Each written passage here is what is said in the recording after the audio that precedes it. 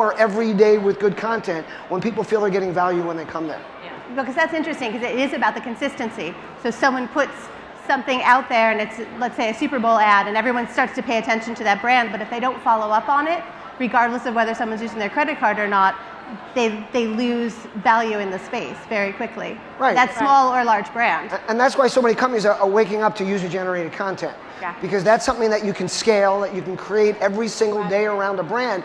And once the brands start, or any company, whether it's brands, whether it's presidential campaigns, once they start getting more comfortable with understanding they can't control that message, and if they let it flow, they'll get a huge amount of content and branding that comes along with it, and discussion and criticism that's valuable. I mean, for me, I push brands every day to search for critics. Give them reasons to be critical. Don't put something out on your Facebook page that's vanilla and change it if someone starts complaining. Put stuff out there that people will criticize. That creates conversation. I mean, look at chapstick. Who spoke about chapstick before the last, I don't know if you guys heard about the uproar with chapstick. They had an ad, and there was a woman digging down into the sofa to find the chapstick, and some mom bloggers decided that her butt was a little too big or something, and they thought it wasn't representative of the community, and Pfizer just started taking down all the negative comments.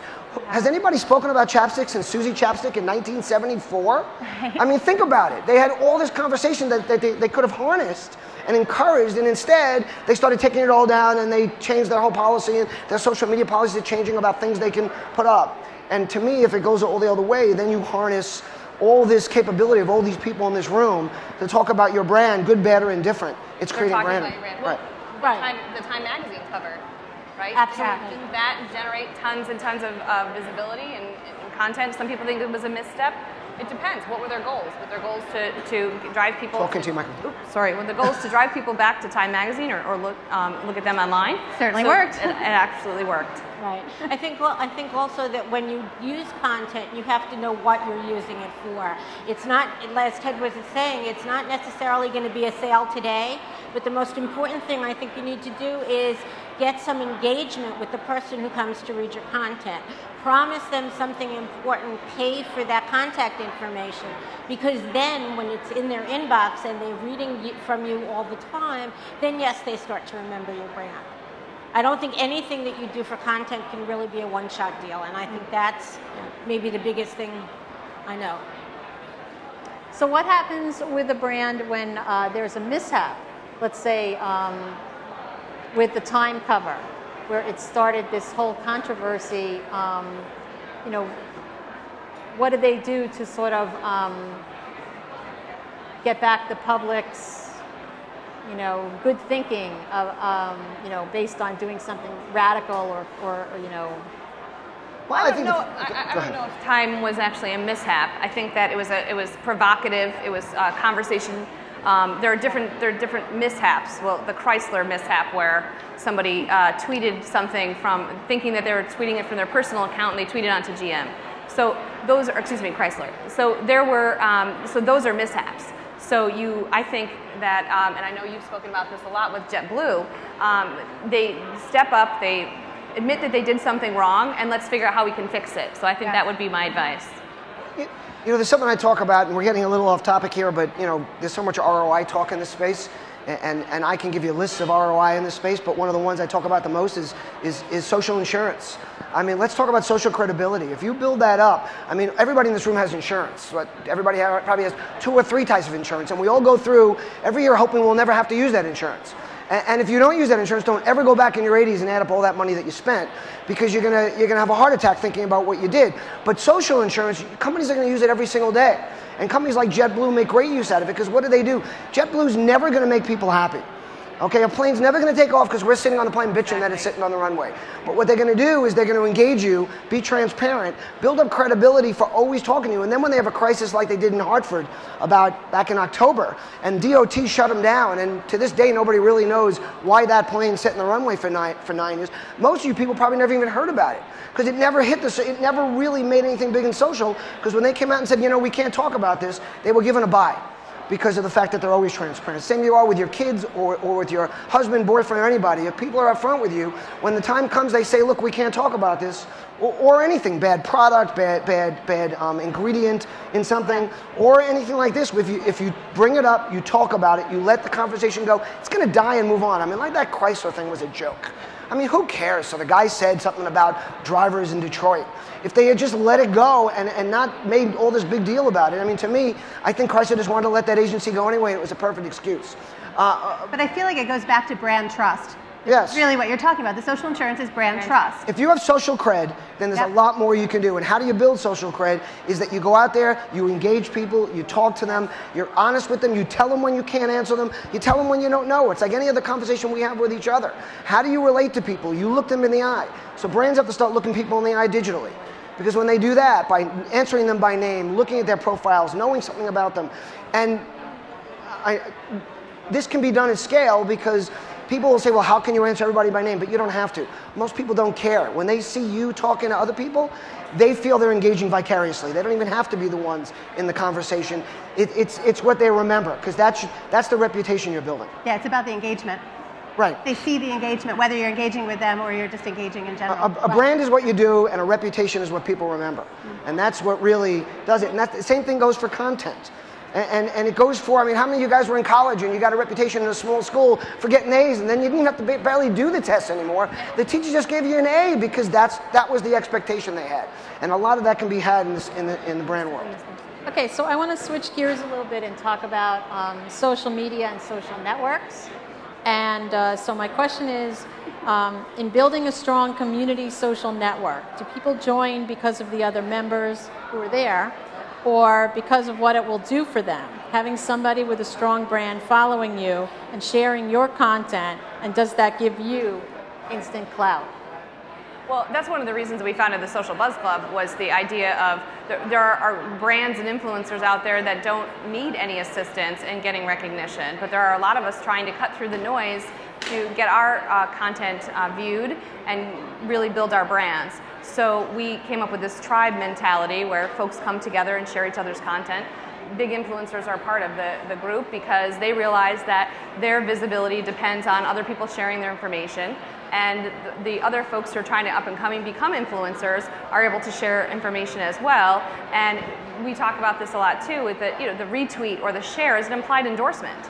So if you're looking for people who are targeted will follow you, then you're going to look to somebody who's an influencer who will say, you need to follow Ted or you need to follow this person. So I think it's really important, and I think it does build your credibility. I think also to your point, Kathryn, when you're talking about the retweet, I work a lot in community building. So when you say to someone, they say, how do I build my brand? How do I build my brand? And they're a small shop, they're a not-for-profit, they're a cause-related organization. It becomes a conversation about where's the kindness? Like where can you put forth your mission or your brand statement online, and how can you do that most effectively? And a lot of times it's about sharing in a community of people who are like-minded or are a bit controversial, but will get the conversation going, so that over time you are part of a larger conversation that people see you, and that's what Social Buzz Club does. Yeah. It really draws people into a larger conversation that you may not have been able to be a part of if you were just out there on your own, desperately trying to retweet people like a crazy person. Whether you're an individual brand or you're someone who represents a larger brand, and you're kind of by yourself behind that veil of the name of a company or the name of an organization. It's hard to get noticed. But if you've got this bigger community behind you and you have something to say, so don't forget for a moment, to Ted's point, if you don't have something to say and you're not continually creating content, then you will also die out very quickly, and people will stop wanting to share what you have to say because it's not of value. I think you also have to find people who are interested in your content, specifically interested, like on Twitter, where you can use a hashtag. You can go in and see what hashtags are there that apply to what you're talking about, or start your own, although it's always easier to start with an established hashtag. And then you can be talking to the people who are reading about that subject. And if you really are the small fish, that's a better way to go, because those people are looking for real content and will be looking at the content more than the brand name, as opposed to someone who's going to go to the New York Times to read about anything because it's in the Times. You could sell information on how to ride a unicycle, and there would be a group of people interested enough in that to read your content and go and sign up for more newsletters. I heard somebody talk about it, and in truth, they were amazed to find out that the person running the newsletter was 16 and not this big, giant brand. You also have to consider that beyond all this touchy-feely stuff, which is great, I talk about relationships, it's what I do, it's about impressions. It's about reach and frequency. I mean, don't forget the basic of marketing principles. Is here you have the ability to spread your message from person to person to person, and it's not just about whether they're influences or relationships they have, it's about getting more impressions. It's about getting more people the opportunity to see your content, to read about what you're talking about, to get it in front of more people, and that's what the social graph provides you. And that's, again, sometimes we just get a little bit too wrapped up in the platforms. Bottom line is it's still media properties. It's just that there's the ability now for many more people to have them, and we have to, and as brands or as individual or personal brands, if we want to get a message out, we have to figure out the most effective way, whether it's cost effective and time and timeliness to get that message out, so more people are viewing it and reading it. Okay, so the next question I'd like to ask the panel is, social media, including Facebook, YouTube, Twitter, and Pinterest, have made our lives very visual. We respond to imagery and video more than written content in most cases. How important is branding on social media platforms? How important is? Social media how important is branding on social media platforms? The first part, I thought you were talking about imagery, right? Were you talking about? Right. In other words, people are following the imagery and they're not necessarily following who's putting them up there. Well, I think in the end it all leads to where it's a brand. What I love about all the imagery is that it lets people interpret for themselves. There's only so much I can say, whether it's 140 characters on Twitter or even it's on Facebook or in a blog post. People's attention span is very short. What I love about images is it lets people make that interpretation for themselves. I put something up and it's going to mean something to each different person, although it's going to have an overall effect. And then when people get interested by the image, they have the ability to click through or find something from that image. And that's, to me, what I find very attractive and why I think things like Pinterest are exploding because, people love to look at those things. They don't have to read. I read something recently, I forgot who it was, but he said Pinterest is Facebook without the whining. and I love that. Because you can go in there and there's much less, the conversation takes place in other places, not right there where I'm first viewing or interacting with either that brand or what I'm seeing. I also think the imagery helps, back to the continuity. It's the continuity of it. So as someone who produces content, a lot of times, like you said, it's not always about having the super long Facebook post and then using all 140 characters in order to tweet and then hooking a picture up to it and doing it. Sometimes it's just about an image that continues the brand conversation in a way that then allows you to build in more killer content after the fact because I'm still following you, right? I'm still paying attention. So one of the bigger brands that I think does this really well is Zipcar. So Zipcar, if anyone here from Zipcar, I applaud you because there are contests, there are reasons for me to go back there that are oftentimes images. I've gone in and taken photos of me in funny places with my Zipcar because A, I think it's funny, and B, I can get noticed, and C, I can tag myself, but also I'm furthering the Zipcar brand, which I happen to really believe in. So it's an interesting way to get, again, user content using images and getting the whole story because people learn different ways. Some of you are learning by listening, some of you are watching my lips move and are paying no attention to me. Others of you are going to wait to see the picture later.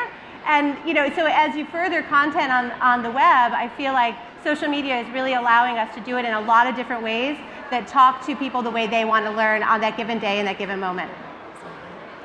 And images can kind of draw people. I mean, if you look at, go do a Google search on a brand. And I'll give you a couple examples. Go to TCBY, who they do still exist, and they're actually making packaged goods for retailers now, which is a big part of their business. And if you search the brand, what you'll come up with the images is you'll come up with a huge amount of user-generated content. Articles people have written, posts people have written, photos that they've posted. You go to certain other brands and you do the same thing. Go to Starbucks, and all you're going to get from Starbucks is corporate logos. Mm-hmm. And people are searching in that way, and it's a lot of what they put behind those things that are going to draw people in when it's not just about the brand itself, but it's the brand interacting with something else that's happening in real life. Right. And it allows people to really think through that. Right. So then would you say that a brand would get stronger if they had literally had public interaction, and then the public would help drive the brand itself? Yeah, I think so. Absolutely. I think the more people talk about something, the more upfront it is. You know, your intent with a consumer is to end up getting a loyal customer, someone who will walk out of a store if your product isn't on the shelf, or won't go to another car rental place if the Zip car in their neighborhood is already out. So in order to do that, you have to deliver on your product, consistently deliver on the product value to people.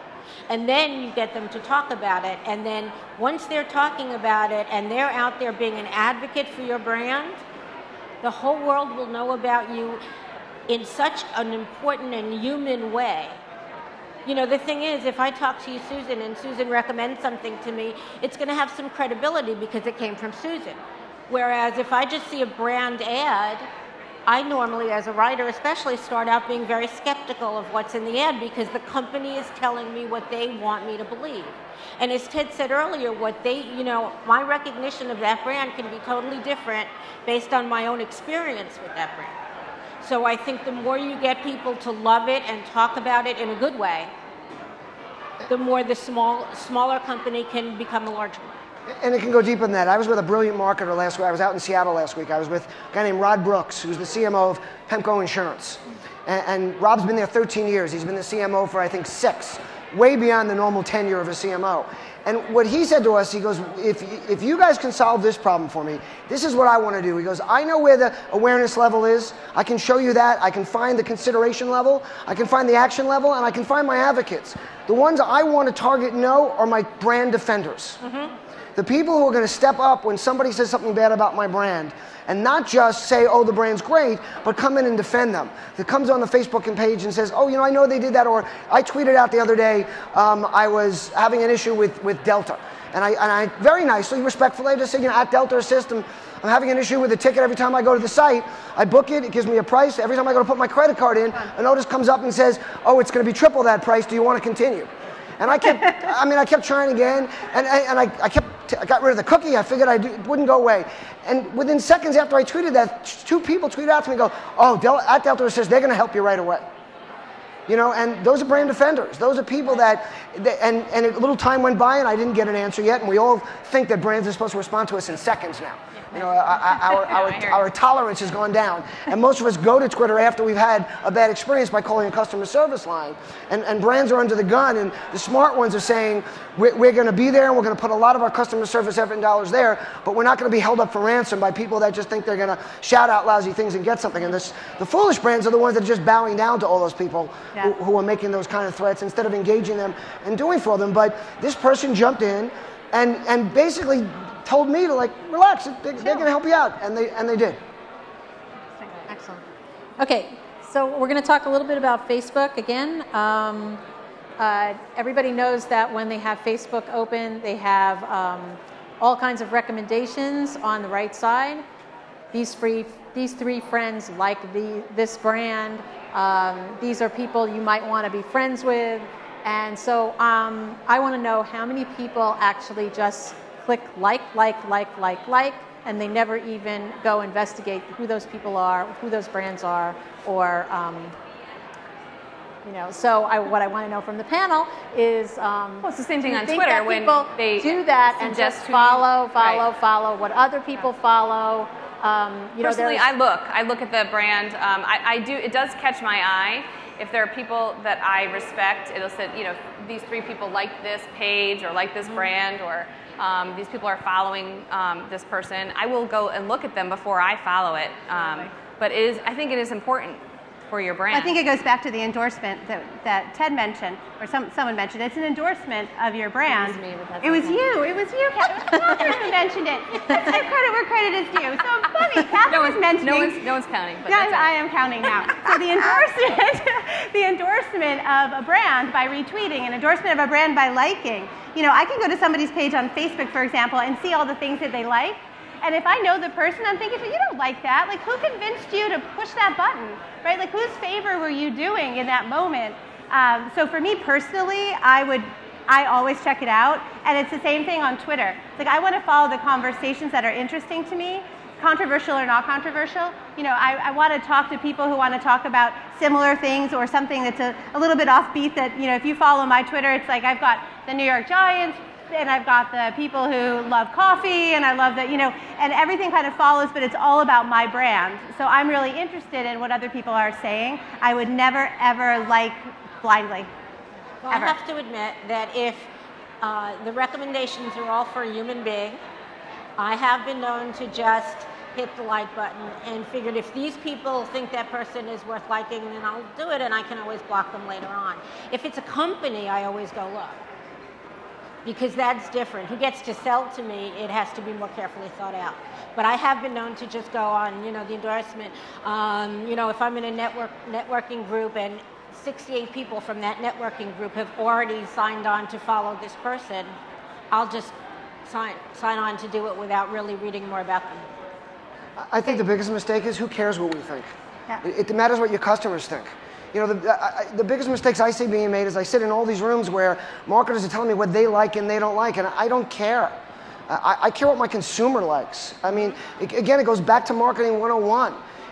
My favorite scene in the movie Big is not the playing the piano movie at FAO Schwartz. It's when they're sitting in the sales meeting and the guy's talking about how many of these new robots they're going to sell, and Tom Hanks is sitting there going, "But it's not fun." Like, I don't get it, because they're talking to the parents and what kids might like instead of talking to the kids. Right. And what we care about really doesn't matter, because we are so not endemic of the people that most brands are selling.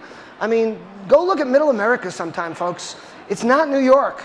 Okay? I mean, walk into a Walmart. I mean, Walmart is selling, what, 65% of the goods in this country? They don't look like this. They don't think like this. They don't act like this. If you don't reach out to those people and find out what they're thinking, it doesn't matter. Right. So you have to find out how they're reacting to a like, what they're doing with it. Are they making brand consideration when they're using it? Are you engaging them on a level that they need to be engaged on? And that level might be stupid pictures of their dogs. And if that's what it is, then that's where you should go, and it can change every day. Because passion points of a consumer in social are completely different than the passion points everywhere else. And I think... And like in my business, I'm all business to business.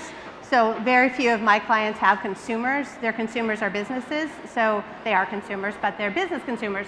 So it's selling to a group of lawyers is, they may still like stupid dog pictures. It's very possible, but it's like you said, it's about stepping into the shoes of whomever is going to be looking at it, not what I want. So that's a great, thank you, Ted, for reminding me. Yeah, I think that's a really good point. I think that the better you know your consumer, the better you can be on social media, the better you can be at figuring out what keywords you should be using when you do advertise or or promote in another way. And the point is to understand that you're looking for what they derive as a benefit to them.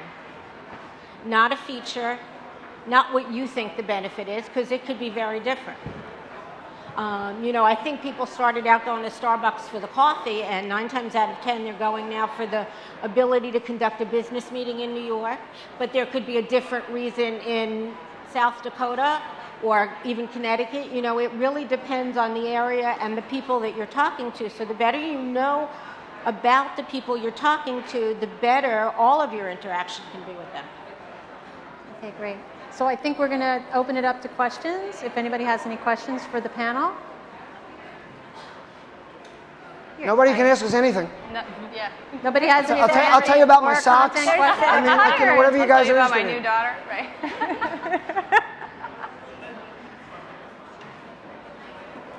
We have a question. You're saying trying to find and know your audience, but how do you guys tend to find out about your audience? If you don't have a lot of people responding or, retweeting or liking posts or whatever, but you still have a lot of followers maybe, but they're not engaging, how do you know who your audience actually is and how to cater to that, creating content or whatever? Sometimes it's easy. Hello? Sometimes it's easy as asking them. Yeah. And then it also, you say that how many people engage, you have to look at on a percentage level and understand that, you know, the bigger you get, obviously, hopefully the more you'll get. But maybe you're not engaging in the right way. Maybe you're not asking them things that they're interested in.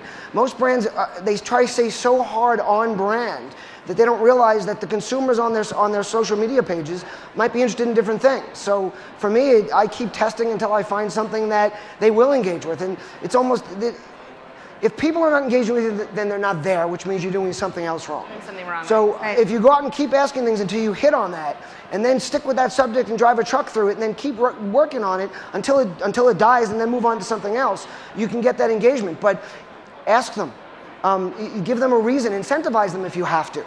But you want, not only that, watch them. See what they do. Follow them where they're following other people. Mm-hmm. See how they interact with other brands. See how they interact with your competition, and find out what your competition's doing right and wrong. Asking the questions. Again, coming back to the platform. Find if that might not be the right platform for you. Maybe your market doesn't live there. So it's the testing and tweaking is extremely important. And 9 times out of 10, you have the wrong person handling it for you. You have someone that doesn't know how to engage people digitally. It's a very different talent. So, you know, you can't just take someone in your organization, and don't multitask someone. Because you take someone who's doing another job. How many companies have people that are doing social on top of other things that they're doing? And they just don't have time for it because they've got other deliverables they have to do. So you have to make a commitment to finding someone, and then, just like any other job, the guy isn't doing the job, or the woman finds somebody new, because if it's not the content, if it's not the questions you're asking, maybe it's the person who's asking the questions. I would also say one last thing is that think about where your people are and on which platform, and then talk to them in a way that makes sense to that platform. So I see, I'm not saying that you do, but a lot of times I see people talk like Twitter on Facebook. Makes me crazy. Or they talk on LinkedIn, which is, you know, a very different platform. And all of a sudden they can't understand why there's no engagement.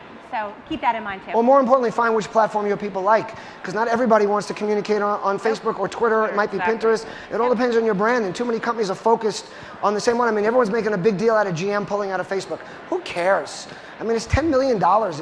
It's a speck on the wall for GM. And they'll be back, just like Pepsi stopped advertising at the Super Bowl and everything was going to digital. And now they're back in the Super Bowl. But maybe that just isn't working for GM.